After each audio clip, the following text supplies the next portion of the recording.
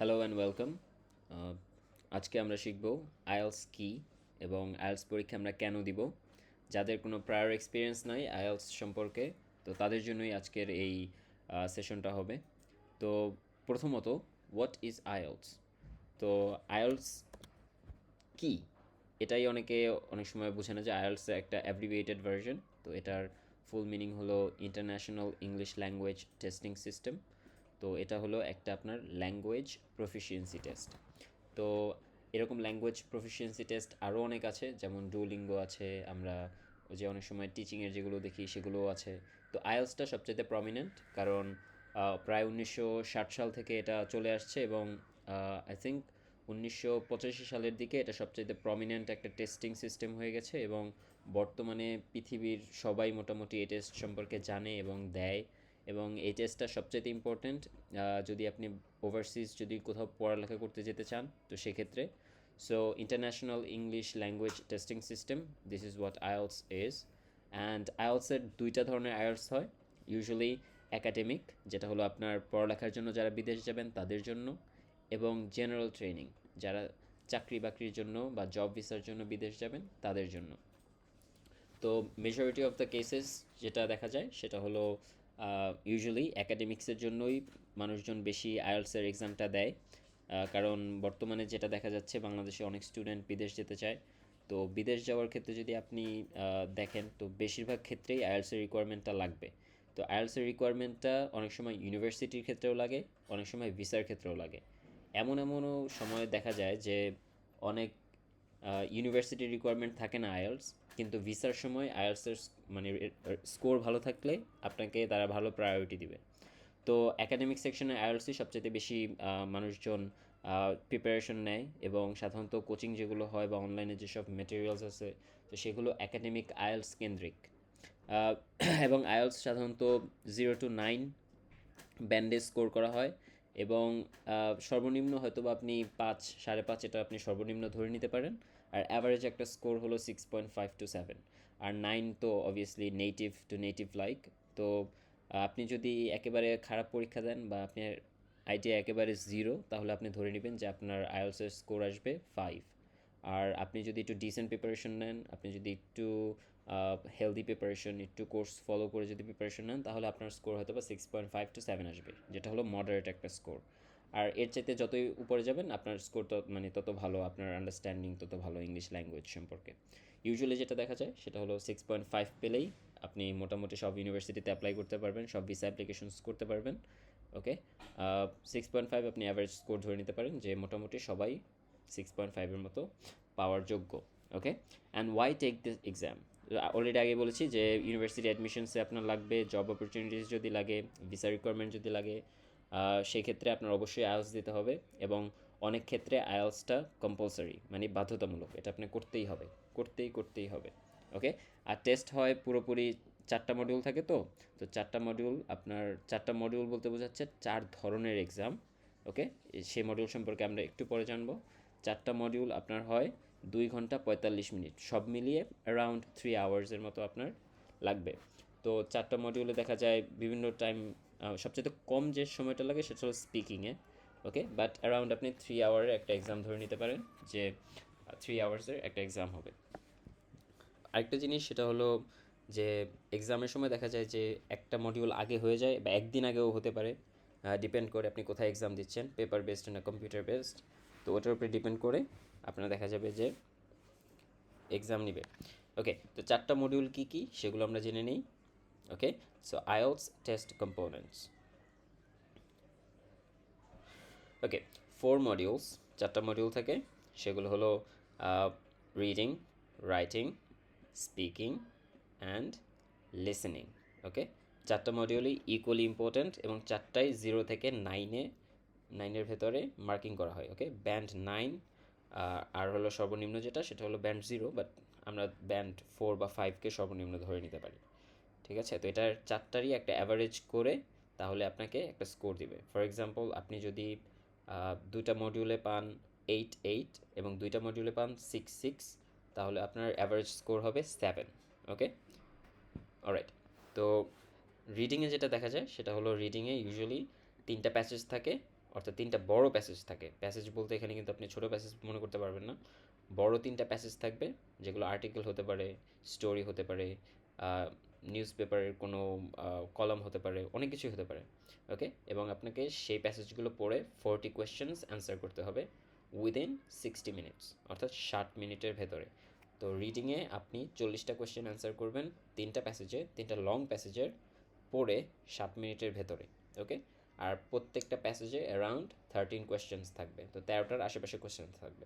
তো এমন হতে পারে একটা প্যাসেজে আপনাকে 12টা কোয়েশ্চেন দিবে, আর একটা প্যাসেজে আপনাকে 14টা দিল, বাট ওরা ওভারঅল সব মিলিয়ে 40টা কোয়েশ্চেন্স দিবে, এবং সেগুলো আপনার অ্যান্সার করতে হবে 60 মিনিটসের ভেতরে। আপনাকে কিন্তু কোনো এক্সট্রা টাইম দেওয়া হবে না। তো রিডিংয়ের ক্ষেত্রে আপনার অবশ্যই 60 মিনিটের ভেতরেই অ্যান্সার করতে হবে। ওকে, নেক্সট আপ রাইটিং। রাইটিংয়ে যেটা হয় সেটা হলো, রাইটিংয়ে 2টা পার্ট থাকে, একটা হলো টাস্ক 1 এবং একটা হলো টাস্ক 2। তো টাস্ক 2টাই সবচেয়ে বেশি ইম্পর্ট্যান্ট, বাট টাস্ক 1ও আপনাকে অবশ্যই অ্যান্সার করতে হবে। তো এটাও একটা 60 মিনিটের এক্সাম।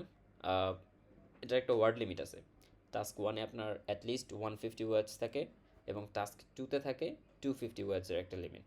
লিমিট বলতে আপনাকে অ্যাটলিস্ট এটা লিখতে হবে, আর এর উপরেও আপনি লিখতে পারবেন, যদিও অনেক বেশি লেখা না ভালো, বাট আপনি যদি চান আপনি এক্সট্রা 30-40 ওয়ার্ড লিখতে পারবেন, কোনো প্রবলেম নেই। বাট অ্যাটলিস্ট আপনার 150 এবং 250 ওয়ার্ড লিখতেই হবে উইদিন 60 মিনিটস। ওকে, তো টাস্ক 1-এ সাধারণত যেগুলো থাকে সেগুলো হলো গ্রাফ বা চার্ট, আর টাস্ক 2-তে সাধারণত যেগুলো থাকে সেগুলো হলো একটা এসে রাইটিং।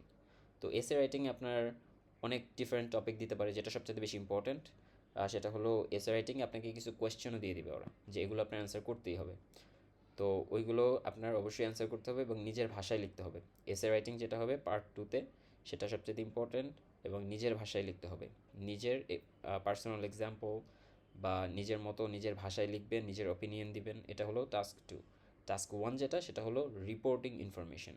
তো আপনাকে অলরেডি ইনফরমেশন দিয়ে দিবে, এবং আপনি সেই ইনফরমেশন অনুসারে পার্ট 1 বা টাস্ক 1 যেটা আছে সেটা লিখবেন। নিজের ভাষায় লিখবেন না, সেটা লিখবেন, আপনি লিখবেন যে আপনি একটা রিপোর্ট করতেছেন, যে আপনি একটা ইনফরমেশন রিপোর্ট করতেছেন কারো কাছে। ওকে, তো এটা আপনার অ্যান্সার করতে হবে উইদিন 60 মিনিটস। তো টাস্ক 1 অ্যারাউন্ড আপনি 20 মিনিটস স্পেন্ড করবেন, এবং টাস্ক 2 যেটা আছে সেটা আপনি অ্যারাউন্ড 40 মিনিটস স্পেন্ড করবেন। ওকে, আর এগুলো টাইম কিভাবে আপনি ভাগ করবেন, যে আপনি কিভাবে স্ট্রাকচারাইজ করবেন, কিভাবে আপনি কোন প্যাসেজে পড়ে কোন প্যাসেজ ব্যবহার করবেন বা কোন প্যারাগ্রাফ লিখবেন, সেটারও আপনার একটা স্ট্র্যাটেজি আপনারা নেক্সটে পাবেন। ওকে, তো স্পিকিংয়ে যেটা দেখা যায় সেটা হলো, স্পিকিং টেস্ট অ্যারাউন্ড আপনার 11 to 14 মিনিটস হয়। আপনি এটাকে 20 মিনিটসও ধরতে পারেন, যে 15 মিনিটেরও বেশি হয় বর্তমান এক্সামগুলো। ওকে, কারণ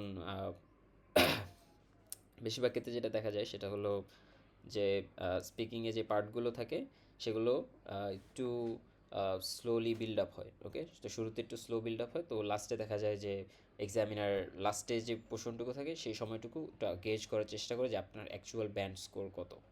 ওকে, তো 3টা পার্ট থাকে স্পিকিংয়ের ক্ষেত্রে। ফার্স্ট পার্ট থাকে ইন্টারভিউ, দেন থাকে কিউ কার্ড, এবং লাস্টে থাকে ডিসকাশন। তো সবচেয়ে ইম্পর্টেন্ট পার্ট হলো এই part 2, which is Q card. Okay, Q কার্ডের ভেতরে আপনাকে একটা টপিক দিয়ে দিবে, এবং সেই টপিক সম্পর্কে আপনার 3 to 5 মিনিটস কথা বলতে হবে। ওকে, বাট 3 to 5 মিনিটস কথা বলার আগে তারা আপনাকে 1 to 2 মিনিটস সময় দিয়ে দিবে, যাতে আপনি কিছু নোট ডাউন করতে পারেন, যে আপনি কোনো কিওয়ার্ডস বা কি পয়েন্ট যদি আপনার মাথায় আসে, যেটা সম্পর্কে আপনি কথা বলতে চান, তাহলে আপনি ওই ওয়ার্ডগুলো নোট ডাউন করতে পারবেন। আপনাকে একটা পেন আর একটা পেপার দিয়ে দেওয়া হবে। ওকে, তো ফার্স্ট পার্টে যেটা হয় ইন্টারভিউ, সেই ইন্টারভিউতে আপনাকে ইন্ট্রোডাকশন করাবে, আপনার সম্পর্কে জিজ্ঞেস করবে, বেসিক কিছু কোয়েশ্চেন করবে। আর লাস্টের পার্ট হলো, যদি এক্সামিনার যদি আপনার ব্যান্ড সম্পর্কে একটা ভালো ধারণা চায়, তো সেক্ষেত্রে সে চাইব যে আপনাকে কিছু পার্সোনালাইজড কোয়েশ্চেন্স করতে, যে আপনার আগে 10 মিনিট আপনার সাথে যে ব্যাপারগুলো নিয়ে কথা বললো, তো সেগুলো নিয়ে একটু ডিটেলসে কোয়েশ্চেন করবে। একটু যদি তার মনে হয় যে আপনার ব্যান্ড স্কোর এর চেয়েতেও হাই, তাহলে আপনাকে একটু কঠিন কোয়েশ্চেন্স করবে। আর যদি মনে হয় যে আপনি অ্যান্সার করতে পারতেছেন না, তাহলে হয়তো একটু সহজ কোয়েশ্চেন্স করবে। তো ডিফিকাল্ট যদি কোয়েশ্চেন্স করে সেটা আপনার জন্য ভালো, কারণ তাহলে আপনি বুঝবেন যে সে আপনার ব্যান্ড স্কোরটাকে অনেক হাই মনে করছে, এবং আপনাকে ডিফিকাল্ট কোয়েশ্চেন্স জিজ্ঞেস করতেছে, যাতে আপনি একটু ভালোভাবে অ্যান্সার করতে পারেন। আর আপনি যদি ভালো করে অ্যান্সার করতে পারেন, আপনার ব্যান্ড স্কোরটাও ভালো আসবে। ওকে, লিসেনিং খুবই স্ট্রেট ফরওয়ার্ড। আপনার 4টা পার্ট থাকবে লিসেনিংয়ে এবং 4টা পার্টে 40 কোয়েশ্চেন্স অ্যান্সার করতে হবে। অ্যান্ড এটা সাধারণত 30 মিনিটের একটা এক্সাম হয় এবং এক্সামের অনেক ইনস্ট্রাকশন থাকে। ইনস্ট্রাকশনগুলো এক্সামের আগেই দেওয়া হয়, এক্সামের ভেতরেও দেওয়া হয়, ওকে, উইথ এক্সাম্পলস। বাট লিসেনিং যেটা হলো সেটা হলো আপনার 4টা পার্ট, 40 কোয়েশ্চেন্স থাকবে এবং বিভিন্ন টাইপসের কোয়েশ্চেন থাকে, সেগুলো সম্পর্কে আমরা পরে দেখব। বাট আপনার লিসেনিং আর রিডিংয়ের ভেতরে আপনি চেষ্টা করবেন সর্বোচ্চ মার্কস ওঠানোর জন্য, কারণ এই দুইটাই আপনি যত অ্যান্সার করবেন আর যত কারেক্ট অ্যান্সার করবেন সেটার উপরে মার্কস আসবে।